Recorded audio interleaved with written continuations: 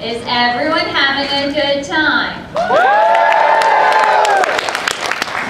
like that. That's awesome. What is this? The Oscars? Yes. You guys want to be in a selfie? Yes.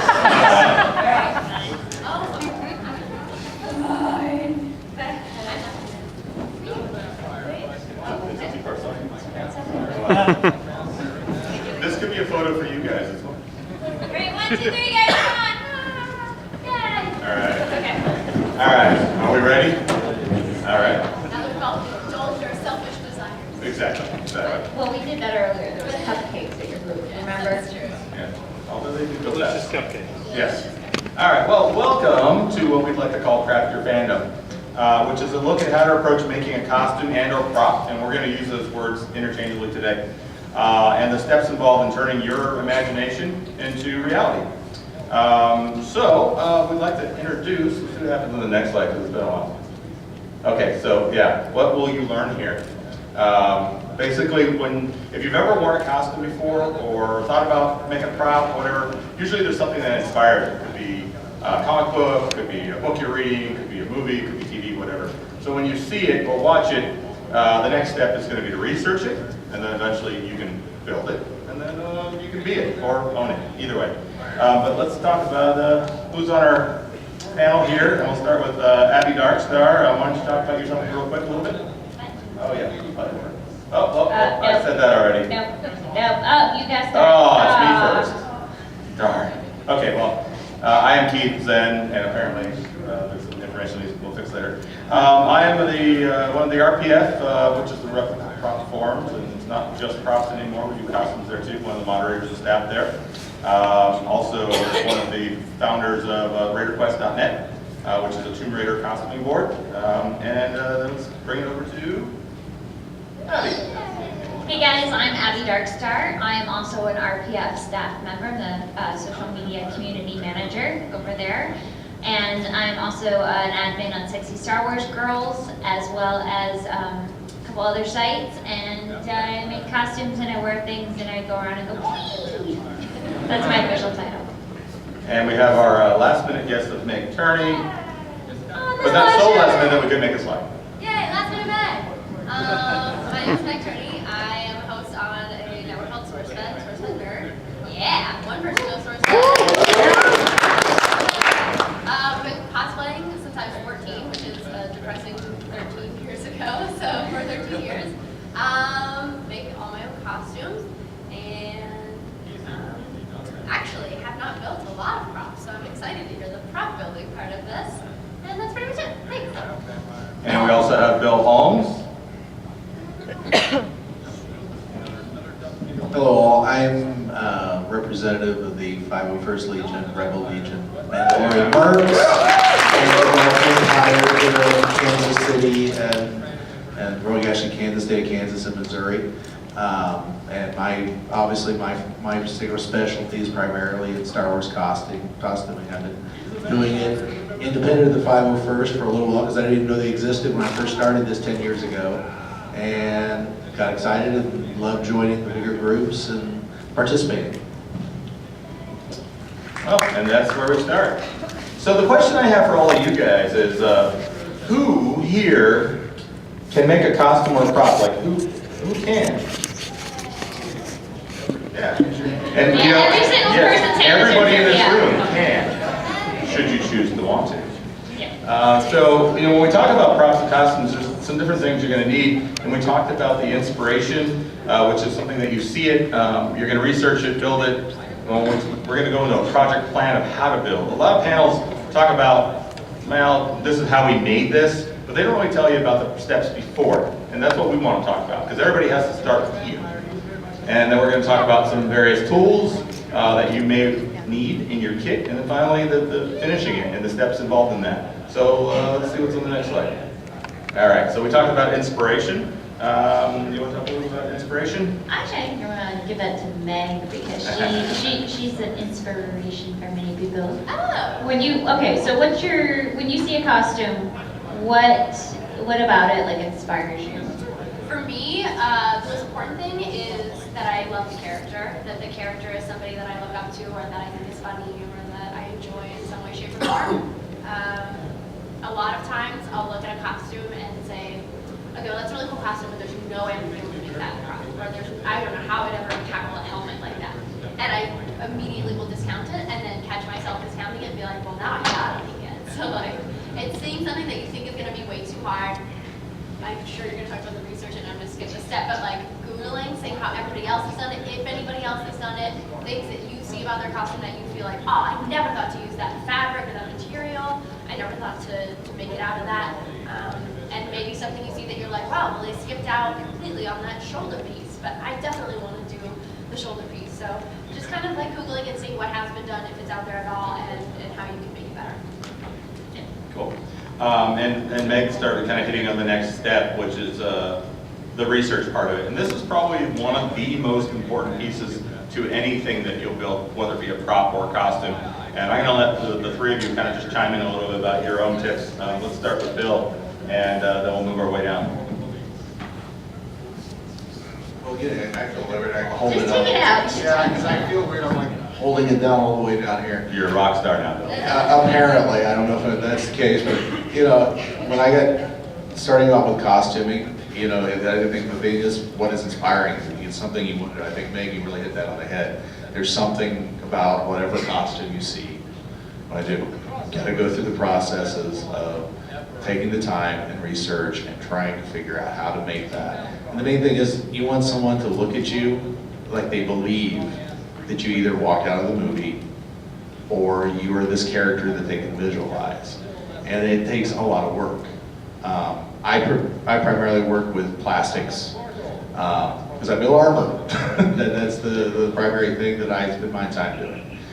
And being able to go from a process and try to make and form to get to that takes a lot of work and time, but it's a lot of fun. And it makes it, because when that little kid looks up at you and goes, oh my God, that's Boba Fett. There's no matter how much work they put in that, building that costume. Or the Weequay Jedi thing that was up there, I always joke about. I had a little girl in a troop one time come to me and hug me and, I know you're ugly, but I really love you. and I don't know what else to say to something like that. So it's connecting the characters with the heart and soul, and I think that's a main reason why most of us want to put on a costume. It's because we love these characters, we love these things that have made us feel fantastic, whether it's a Weeping Angel from Doctor Who, or it's a comic book character, or something that you've created yourself. I mean, today I saw Rainbow Dash running around, and she had just done this beautiful tail out of tulle, and I was like, this is so awesome, I love this. I think it's finding that inspiration is here, no matter what you see, because it's just something you love. And research is so, especially if you do want to do something that's accurate. Like we used before the picture of Judge Dredd. That's a pretty intense costume, because you got all these padding and these leathers and these badges and these guns and these things that you don't know what they do, kind of like the things on Han Solo's belt. It's you have to start somewhere, and it can be very overwhelming. It's like, okay, I have this costume I want to make Master Chief. What do I do? And the first thing, like Meg mentioned, Google Foo. Make sure your Google Foo is strong, which means using specific search term. Master Chief's boots, our Master Chief high-res images, which we cover. Google makes it really easy if you're searching for high-res images to select in your search items large items. So that way you can put it into your Photoshop or photo program, zoom in, and get an idea of what sizes things are. Like if you put a quarter up against this buckle, is it going to be smaller or larger? So you can get a kind of idea of concept of size. I think that's perfect. I feel like research, honestly, cosplay for me is like 10% inspiration, 85% research, and then the actual build. Like I spent countless hours looking up picture after picture after picture. For when I did Elizabeth from BioShock, a bunch of people were starting to, a bunch of girls were trying to do it, but there was only one trailer, which they changed her costume almost completely. I mean, the look of it is the same, but like the little details were completely different from the launch trailer to the actual game. And you know, tweeting out to people who have made those characters gets you a really long way. Like I tweeted out to Ken Levine and said, look, I gotta know what those boots look like, I cannot see them. And he sent me high-res images of, for some reason, Elizabeth's boots at Bioshock Infinite are only laced halfway. Nobody, not even the person who drew it, can tell me why, but that's what they are. And so now mine are laced halfway. And like, when she has her skirt, it comes up on the right side. Well, so now my skirt comes up on the right side. So like, there's things that you can do. You can tweet, you can research, you can reach out to people. People, especially artists, are so excited somebody's gonna make that costume that they are willing to say, you know what, I always pictured that as like spandex, or I always thought that might have been a leather. Like, when they were drawing it, they had the picture in mind when they were creating that character, and you reach out to those people, it's something a little bit extra than just Googling that can help you create what they were actually envisioning. And be aware that sometimes creators don't know what they're making a costume out of. I was doing a costume with Jeff Matsuda, who did Batman Beyond. And we actually, the entire time, I'm like, okay, so would you put a long line corset in there or a short, you know, what would you do? And he's like, what? The thingy goes there. I'm like, Jeff, how am I gonna get in and out of that costume? Oh, yeah, magic? And I'm like, no, this is not gonna work. Come on. It's gotta have straps, it's gotta have some way in or out. What's gonna go on my feet? How am I gonna be that tall? My legs are, I don't know, paint? Okay, let's talk about this. Because it can be hard to take 2D and bring it into reality, so. One of the things about researching, and Meg brought up, when you get that reference image, especially if you happen to get some 3D renders or something like that, if you are at all a detail-oriented person, where you just kind of, every little thing, if you watch Star Wars, you're like, well, that's not the same as that scene, that they flipped it. You know, if you notice those little things, once you see it, you never go back. So reference images are great, but every once in a while you'll be like, oh my God, I didn't know that was there. Now it's there. And then now you have to put it in there. We talked about this panel, by the way, is brought to you in part by the RPF and the Replica Prop Forum, same thing. And I've been with them for a long time. And the biggest thing about research that is really neat is that you can take a measurement of something to base the rest of your costume off of. So for example, you know that the brand of shoes used for Indiana Jones and Raiders of the Lost Ark was, help me out there. Alden Yeah, thank shoes. you, Alden shoes, my brain just went. And if, based off the Alden shoe, you can look at, say, the eyelet for the shoelace. And you know that they use maybe a 1/4 inch eyelet. Based off of that measurement, you can then start to base other things that you don't know what they are. And that helps to form the rest of your costume. And like some of this stuff is readily available online through different forums, even through a lot of costumers now in Hollywood are actually putting out their own blogs or Tumblrs or Instagrams. For Game of Thrones, for anybody that's a fan of that, the girl who did almost all the embroidery work on the women's costumes created a Tumblr for it. So she's taking these, pics of the sleeves, of the detail work and like Daenerys. Yeah. You never see like there's literally like a back of a collar shot. Yeah. Like, how did you make it show? It's like this amazing hummingbird on the back of a collar, and it's like, must have taken her like 20 hours, and you don't even see it, and it's so beautiful. But that stuff is out there for us to see. But I would piggyback on that and say that for the RPF, I did a Hawkeye bunny with Abby as the leader. That fabric was found by the people of the RPF as like a custom blend that they used for Hawkeye in the movie. And they were like, here, I found it. So like a lot of people will do the research for you. Yes. You only have to find the research they did. you could just ask, Yeah. hey, does anybody happen to know the fabric that was used for Black Widow's bodysuit? Yeah, sure. I worked, partly on that show. It was, a reverse jumbo spandex with an overlay of blah, blah, blah, blah, blah. Boom! And then throw that out the window and get the cheapest option. Well, we'll cover that too. And while you're researching, sometimes if it's your favorite TV show or it's a movie that you love, you'll find that there are actually what we call found items. And you'll discover that you're like, oh my God, they just use an off-the-rack something or another. The Walking Dead uses a lot of stuff like that. When I was putting my Magnum PI costume together, yeah, sure, laugh. But You should see the pictures I have on my phone. the Hawaiian shirt is actually still made by the same company who made them for the show years ago, and they still are in business. You can just order that Hawaiian shirt. It was kind of cool. All right, let's get on to building it, because this is a long time. We've got to go fast. There we go, the build it part. This is the part we all wait for. This is the part where you get to actually dig in. And so, you know, depending on what the item is, you're going to have to figure out your process. And I forgot to mention in the research part, Abby uses a lot of storyboards, which is... Well, no, we covered that. We have a slide on Do we? it. Okay, We have a all right, slide. just get ahead. All right, so depending on what you're going to build, you know, you got to figure out where you want to start, what do you need to do it, and this is why the storyboarding Be will aware of helpful. time. Oh, yes, okay. Okay. That's the important slide. Some of you guys probably have heard this in project planning and costuming, but these three things, fast, good, and cheap, when you build a costume, you only get two. Yeah. That's it. Choose You wisely. can only pick two. You can never have all three at the same time. So, and I'm sure it's self-explanatory, but you figure if you need it tomorrow and you want it to be cheap, you're not going to get good. If you need it tomorrow and you want it to be good, you're not going to get cheap. So that's kind of the thought process when you Unless go you're into a wizard. Yes. If you're a wizard, then you always win. But let's talk about, this is something that I use when it comes to my costuming, is I use a storyboard or a project plan. What you're seeing on that screen is almost exactly what I do, but very neater. I normally, what I'll do is I'll print out my reference images. And sometimes there'll be several reference images, and I'll stick it up on a board. And I'll literally, as you see, I'll point arrows to everything that I need to do and I need to make. I dissect the costume. I bring it down.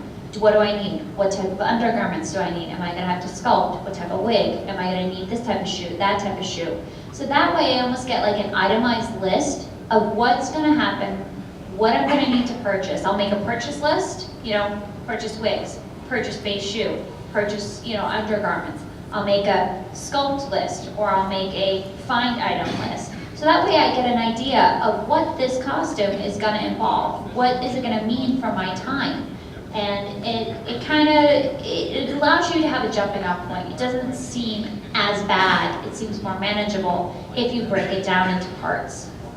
We literally have a whiteboard in our garage, and we oftentimes use, you know, cheap freeware programs for project management, but it gives you a chart. So you say, oh, I need it by this time, and these are all the things I need to do. And as you're going along the line, you could be marking off the things you've completed, so then you see the light at the end of the tunnel. This way you're not stuck with that last minute, you know, 2 hours before the con, you're still gluing and painting stuff.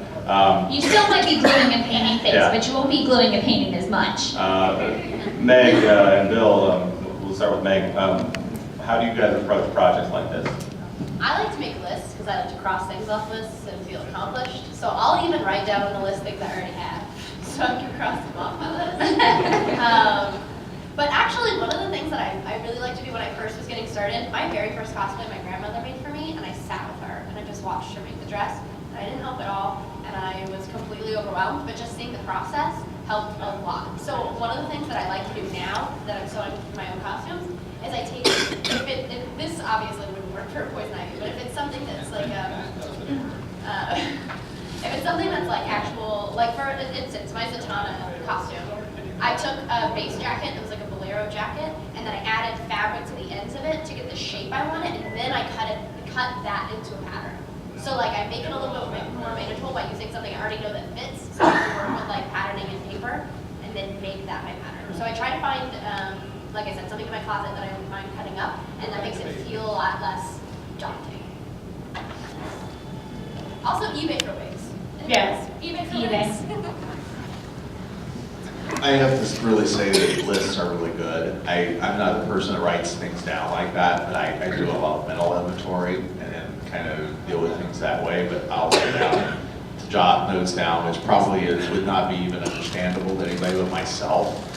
But trying to go through and pick a costume, like one of the most interesting things I did recently was I did a Kirkano's costume. Anybody's familiar with the Dark Horse comics, which kept an empire.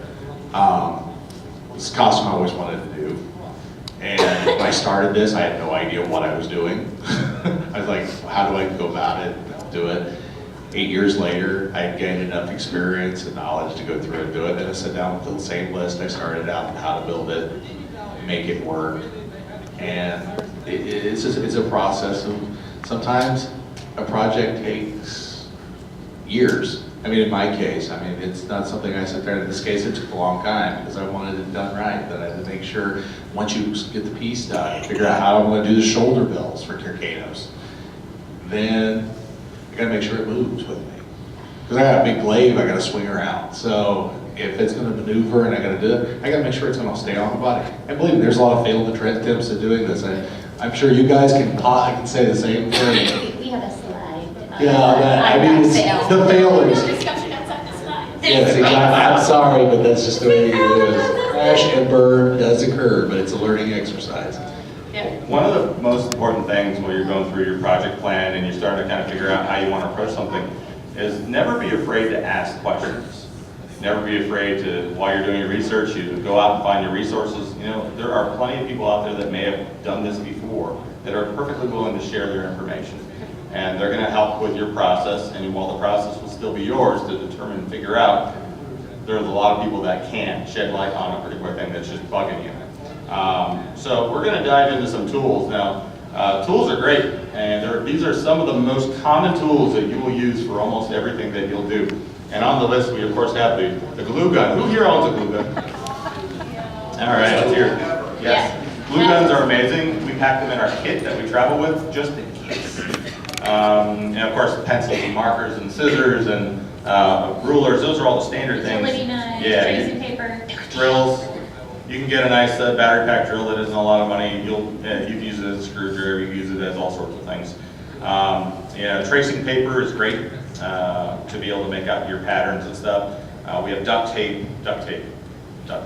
You can make dummies. You can stop cars. You can do all kinds of things. You know, hammer, mallet, sandpaper, files, drums. You can see them all pretty much here. You know, Bondo, gloves, all the safety stuff. You know, gloves, eye protection, a respirator. Of course, a safe cutting surface is always good. It's better than your knee. Do not ruin your kitchen table because your wife gets upset at you. Yeah. And don't cut into your carpets either. It's not good. And of course, a sewing machine and thread. And you know, people. You know, Abby, I don't know if Bill sews. We haven't talked about that part. You know, I will say one thing. I did learn how to sew. My skills are pretty limited though on that. I was very happy. I actually sewed my Jedi tunic, which I sat down and had someone help me hold my hand to do it. I thought it was the scariest thing in my life. I swore I thought when I sat down with a sewing machine there was going to be a 911 call. So that's one thing I think they started out by saying everybody can build a costume. If I can sew my Jedi costume, anybody can do that. When it comes to sewing machines, there's a lot of different options out there. And I'm sure some of you already own them. Maybe some of you are thinking about getting them. Abby bought a Janome, which... Yeah, Janome. Sewing machines, do your research on those. I used to love Singers back in the day.